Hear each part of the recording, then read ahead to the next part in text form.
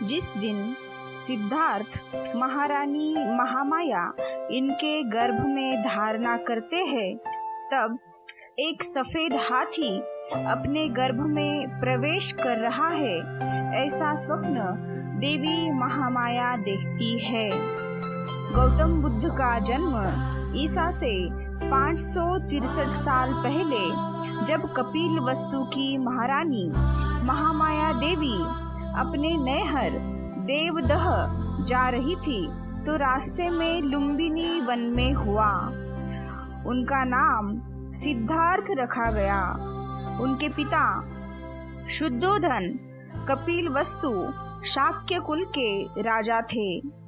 जन्म के 7 दिन बाद ही माँ का देहांत हो गया। सिद्धार्थ की मौसी गौतमी ने उनका लालन पालन किया। जब राजा शुद्धोधन राजगुरु के पास जाते हैं, तब बालक सिद्धार्थ को देखकर कहते हैं कि यह बालक जगत का कल्याण करेगा, ये बालक सम्यक संबुद्ध होगा और जीवन मुक्ति का मार्ग विपश्यना खोज निकालेगा। सिद्धार्थ का मन बचपन से ही ध्यान धारणा में मग्न था। सिद्धार्थ के मन में बचपन से ही करुणा भरी थी। उनसे किसी भी प्राणी का दुख नहीं देखा जाता था। यह बात इन उदाहरणों से भी स्पष्ट होती है। घुड़दौड़ में जब घोड़े दौड़ते और उनके मुंह से झाग निकलने लगता, तब सिद्धार्थ उन्हें थका जानकर वही रोक देते और जीती हुई बाजी हार जाते थे। खेल में भी सिद्धार्थ को खुद हार जाना पसंद था, क्योंकि किसी को हराना और किसी का दुखी होना उनसे देखा नहीं जाता था। विश्वामित्र के पास वेद और उपनिषद तो पढ़े ही, राजकाज और युद्ध विद्या की भी शिक्षा ली। कुश्ती, घुड़दौड़, तीर कमान, रथ हाँकने में कोई उसकी बराबरी नहीं कर पाता। शाक्य वंश में जन्मे सिद्धार्थ का विवाह दंडपानी शाक्य की कन्या यशोधरा के साथ हुआ। राजा शुद्धोधन ने सिद्धार्थ के लिए भोग विलास का भरपूर प्रबंध कर दिया। 3 ऋतुओं के लायक 3 सुंदर महल बनवा दिए। वहाँ पर नाच गान और मनोरंजन की सारी सामग्री जुटा दी गई। दास दासी उनकी सेवा में रख दिए गए। पर यह सब चीजें सिद्धार्थ को संसार से बांधकर नहीं रख सकी। एक बार जब सिद्धार्थ नगर के बीच घूम रहे थे, तब उन्होंने कुछ ऐसी घटनाएं देखी जिससे उनका मन विचलित हुआ। उन्होंने एक वृद्ध को देखा, एक अंत यात्रा देखी और वो व्याकुल हुए। सिद्धार्थ खुद से ही प्रश्न करने लगे कि क्या यही जीवन का सच है? क्या आदमी का यही अंत है? एक सन्यासी को मिलकर दुख, मुक्ति और जीवन का मार्ग खोजने हेतु सिद्धार्थ गृह त्याग करने की प्रेरणा लेते हैं। गृह त्याग करने से पहले सिद्धार्थ यशोधरा और पुत्र राहुल को एक बार देखते हैं। राजकुमार सिद्धार्थ अपने सारे आभूषण निकालते हैं, अपने केश काटकर श्रमण वेश धारण करते हैं और पत्नी यशोधरा, पुत्र राहुल और कपिलवस्तु जैसे राज्य का मोह छोड़कर सिद्धार्थ तपस्या के लिए चल पड़े। वह राजगृह पहुँचे। वहाँ उन्होंने भिक्षा मांगी। सिद्धार्थ घूमते घूमते आलार कालाम और उद्दक रामपुत्र के पास पहुँचे। उनसे योग साधना सीखी, समाधि लगाना सीखा, पर इतने में भी संतोष नहीं हुआ तो वे उरुवेला पहुँचे और वहाँ पर तरह तरह से तपस्या करने लगे। सिद्धार्थ ने पहले तो केवल तिल और चावल खाकर तपस्या शुरू की। बाद में कोई भी आहार लेना बंद कर दिया। शरीर सूख कर कांटा हो गया। 6 साल बीत गए तपस्या करते हुए। सिद्धार्थ की तपस्या सफल नहीं हुई। एक दिन कुछ स्त्रियां किसी नगर से लौटते हुई वहां से निकली जहां सिद्धार्थ तपस्या कर रहे थे। उनका एक गीत सिद्धार्थ के कान में पड़ा, वीणा के तारों को ढीला मत छोड़ दो। ढीला छोड़ देने से उनका सुरीला स्वर नहीं निकलेगा, पर तारों को इतना कसो भी मत कि वे टूट जाए। बात सिद्धार्थ को जच गई। वह मान गया कि नियमित आहार विहार से ही योग सिद्ध होता है। अति किसी बात की अच्छी नहीं। किसी भी प्राप्ति के लिए मध्यम मार्ग ही ठीक होता है। वैशाली पूर्णिमा की बात है। सुजाता नाम की स्त्री को पुत्र हुआ। उसने बेटे के लिए एक वटवृक्ष की मनौती मानी थी। वह मनौती पूरी करने के लिए स्वर्ण पात्र में खीर लेकर पहुंची।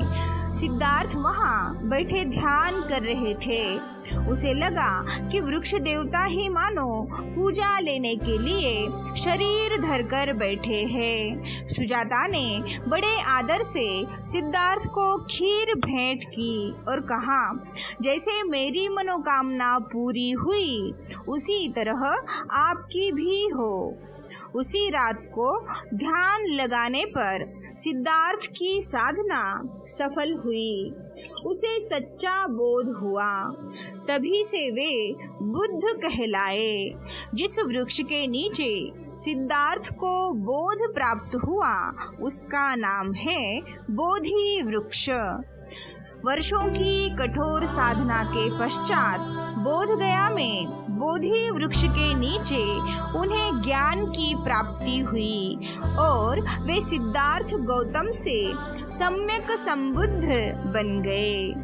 बुद्ध भगवान 4 सप्ताह तक वही बोधि वृक्ष के नीचे रहे। वे धम्म के स्वरूप का चिंतन करते रहे।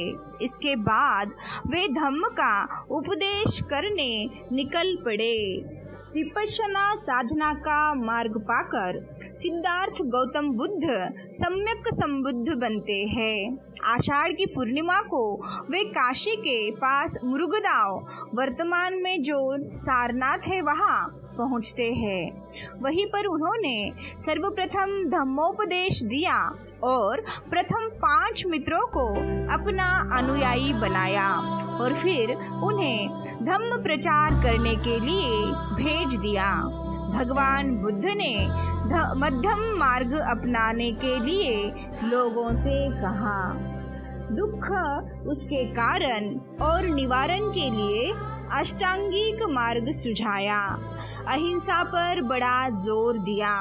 यज्ञ और पशु बलि की निंदा की। जो पंचवर्गीय भिक्षुओं को प्रवचन दिया उसे ही धम्म चक्र प्रवर्तन कहते हैं। बुद्ध ने प्रथम 60 अरिहंत को मैत्री पूर्वक बहुजन हिताय बहुजन सुखाय और दुख मुक्ति का मार्ग विपश्यना साधना का धम्म प्रचार करने का आदेश दिया। शील, समाधि, प्रज्ञा इनकी विपश्यना साधना सीखकर उर्वेल काश्यप और उनके 500 शिष्य अपनी जटा काटकर तथागत बुद्ध की भिक्षु संघ में शामिल हुए। विपश्यना साधना से तेजित हुए काश्यप बंधुओं को तथागत बुद्ध के साथ देखकर सब लोग अचंभित होते हैं। महाराजा बिंबिसार सभी भिक्षुओं को भोजन के लिए आमंत्रित करते हैं। उनके बाद तथागत बुद्ध का धम्मोपदेश सुनकर अपना राज उद्यान वेणुवन तथागत बुद्ध और उनके भिक्षु संघ को अर्पण करते हैं। तथागत बुद्ध का धम्म प्रचार बहुत ही संघर्षमय और रोचक रहा। उनमें से कुछ उदाहरण और प्रसंग हम देखते हैं।